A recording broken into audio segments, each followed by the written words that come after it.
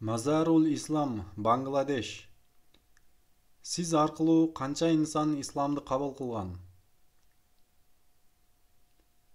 Бир гана Аллах Субхана ва Таала хидаят берет.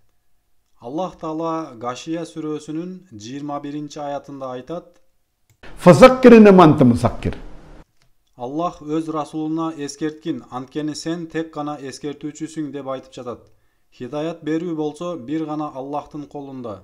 Бир гана ал зат туура жолго баштайт. Туура Аллах пенделери арасынан кээ бирлерин тандап, ошолор аркылуу туура жолго баштайт.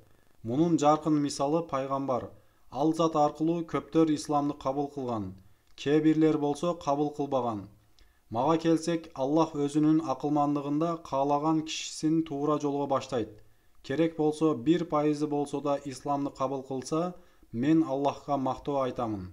Эгер дават кылгандарыңыздын 1%-ын болсо дагы Аллах хидаятка баштап койсо, 5-ке киришиңиз үчүн ушунун өзү дагы жетиштүү болот.